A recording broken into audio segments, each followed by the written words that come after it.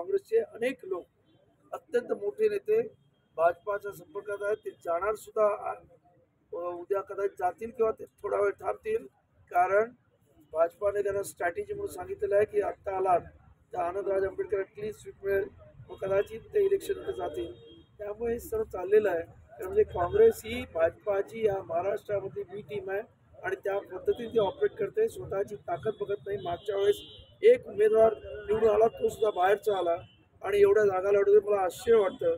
त्यांनी स्वतःची ताकद, त्यांची स्वतःची बेडकी किती आहेत कुठून ते बघावं आणि नंतर वाढवावं आणि नंतर दुसरे आरोप करावे.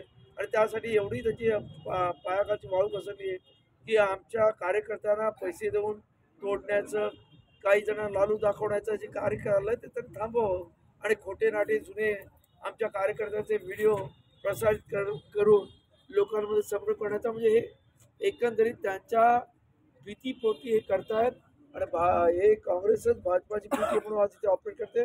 कारण हे काँग्रेसवाले आज सुद्धा काँग्रेसबरोबर प्रामाणिक, उद्या ते कधी भाजपामध्ये जातील याचा भरोसा नाही. सर, एक शेवटचा प्रश्न, संविधानावर हा इलेक्शन जो आहे तो लढवण्याचं असं नेमकं चित्र देशात आहे.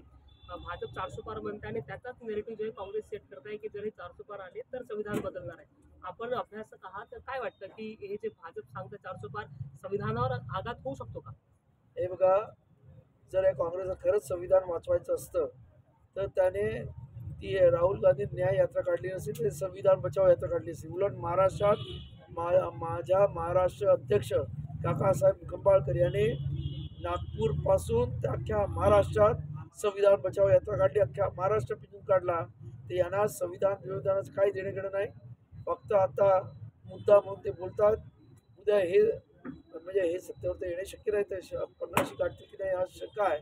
परंतु यांच्या आज खऱ्या अर्थानं संविधान वाचवण्याचं काम हे आंबेडकरी जनता करणार आहे आणि त्यासाठी आंबेडकरी जनता आज आंबेडकरी घराण्याच्या मागे अत्यंत ठाम पद्धतीने उभी आहे. आपण राजनैतिक विश्लेषक आहात आणि आपल्याला वाटतं का ते भाजप 400 पारचा नारा देत आहे गेटेबल आहे ते? आजची परिस्थिती अत्यंत वाईट आहे या देशाची. आपण जर न्यूज पाहिली असेल तर नागालँडसारख्या ठिकाणी 6 लोकसभा मतदारसंघामध्ये एक मत पडलं नाही. ही जी परिस्थिती आहे ही या देशाचं विभाजन चालू झालं की काय असं माझ्यासारख्या माणसाला शंका येते. आणि त्यामुळं अशा पद्धतीने लोकांनी विचार करायला पाहिजे की हे जे काही आज चाललेलं आहे, धर्माच्या नावाखाली लोकांच्या म्हणजे भावनांना हात घालून जे काही राजकारण करायचं ते कुठे थांबून आता या देशामध्ये भौतिक म्हणजे लोकांचे जे भौतिक प्रश्न आहेत, अन्न वस्त्र निवारा, त्याच्यावरती बोलणाऱ्यांना मतदान करायला पाहिजे. तेच जर खऱ्या अर्थानं या देशाचे प्रश्न सोडू शकते. आणि त्याचबरोबर या देशामध्ये आज 85% असा वर्ग आहे जो संपत्ती वाचून वंचित आहे. त्या वर्गाला या देशाची सत्ता मिळाली पाहिजे. ही बाबासाहेब आंबेडकरांची भूमिका होती आणि ती आमची भूमिका आहे. एक शेवटचा प्रश्न सर, की आता जे अमरावतीत आपण उभे आहात, तर काय मार्जिन काय वाटतं आपल्याला सध्या आजची स्थिती?